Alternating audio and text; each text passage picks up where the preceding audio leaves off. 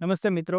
આજકાલ સૌરાષ્ટ્ર વિસ્તારની કેટલીક કોલેજો અને બની બેઠેલા તજજ્ઞો એવો પ્રચાર કરી રહ્યા છે કે સંસ્થાને મળતી વિવિધ એક્રેડિટેશન અને ક્વોલિટી બેન્ચમાર્ક્સનો સીધો ફાયદો ક્યારેય વિદ્યાર્થીઓને થતો નથી, એટલે એ અર્થહીન છે. એનો કંઈ એ દેખાડવા પૂરતું જ છે.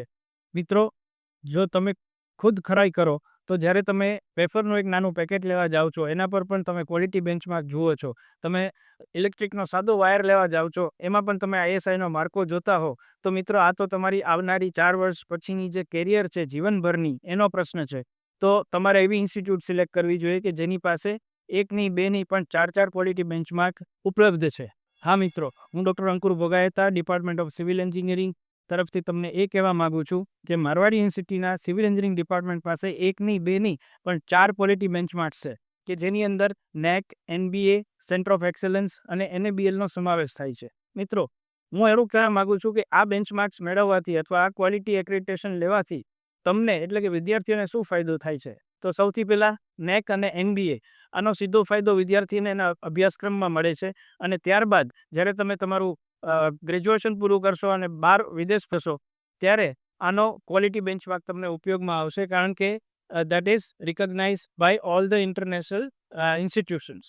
એ સિવાય જ્યારે તમે PR માટે અપ્લાય કરશો ત્યારે તમને પૂછવામાં આવશે કે તમારી ડિગ્રી છે એ NBA અને NAAC એક્રેડિટેડ છે કે નહીં. તો ત્યારે તમને આ ખૂબ જ ઉપયોગી થવાનું છે.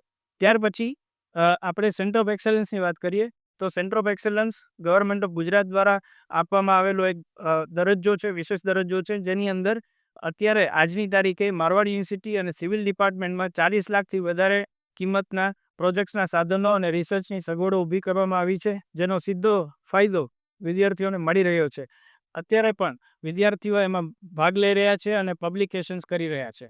એ સિવાય મિત્રો, NABL એટલે કે ઇન્ડસ્ટ્રી સ્ટાન્ડર્ડ પ્રમાણે તમારા જે મટીરિયલના જે ટેસ્ટિંગ થઈ રહ્યા છે એની ગુણવત્તા ચકાસવાનો એક પેરામીટર છે. એનો અર્થ એવો થાય છે કે જ્યારે તમે ભણી રહ્યા છો ત્યારે જ તમને ક્વોલિટી બેન્ચમાર્ક એટલે કે વિવિધ મટીરિયલ, રોડથી લઈને બિલ્ડિંગ સુધીના મટીરિયલની ક્વોલિટી કેમ ચકાસવી એનું ટ્રેનિંગ મળી રહી છે. તો મિત્રો, તમે એક વસ્તુ નાની વિચારો કે જે સંસ્થા કે જે ડિપાર્ટમેન્ટ પાસે આવા ક્વોલિટી પેરામીટર્સ ન હોય એ તમને ગુણવત્તા શું આપવાની?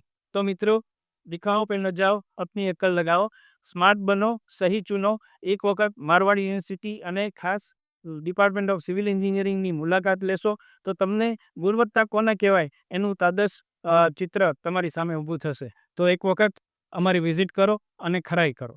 Thank you.